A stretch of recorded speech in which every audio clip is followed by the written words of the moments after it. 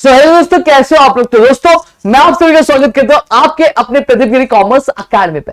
दोस्तों आज यहाँ पे हम बात करने वाला आपके 11th कॉमर्स के कुछ सब्जेक्ट्स के बारे में जो आपको क्या आगे पढ़ने हैं। यहाँ पे अगर हम साथ ही साथ ये भी देखेंगे कि कितने सब्जेक्ट्स हमें कंपलसरी सब्जेक्ट्स होते हैं और कितने सब्जेक्ट्स हमें क्या ऑप्शनल सब्जेक्ट्स होते हैं। अब यहाँ पे ऑप्शनल सब्जेक्ट्स में से हमें कौन से सब्जेक्ट चूज करनी चाहिए और कौन से सब्जेक्ट चूज नहीं करनी चाहिए, ये सारी चीजें हम लोग क्या यहाँ पे डिस्कस करने वाले।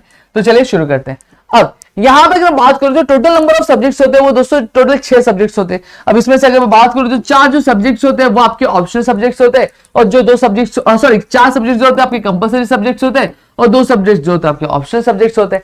अब यहाँ पे 4 सब्जेक्ट कौन से कंपलसरी होते हैं यहाँ पे मैं आपको बता दूं।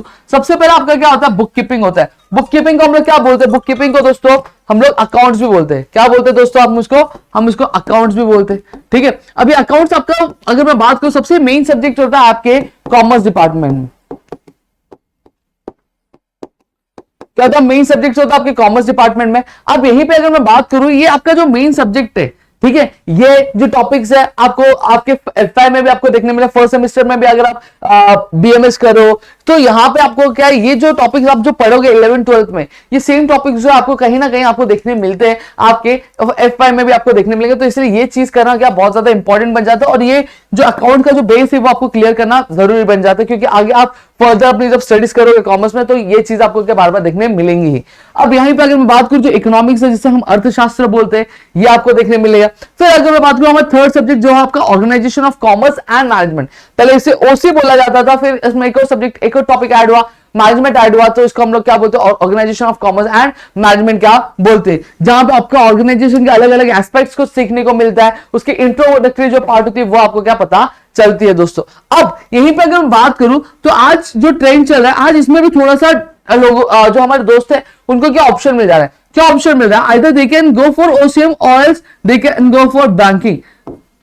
अभी हमारे जो लोकेलिटी में जो स्कूल्स हैं कॉलेजेस है वहां पे ओसीएम के ऑप्शन में भी आप सब्जेक्ट दिया जाए जिसे हम लोग क्या बोलते हैं बैंकिंग बोलते हैं। लेकिन अगर आप हमारी बात मानो तो मेरा सजेशन ये रहेगा आपके लिए कि आप ओसीएम चूज करो, ओसीएम आप चूज करो, ओसीएम लेके आप पढ़ो। और चौथा जो सब्जेक्ट होता है आपका इंग्लिश होता है जो आपको क्या कंपलसरी सब्जेक्ट होता है जो आपको पढ़ना ही रहता है।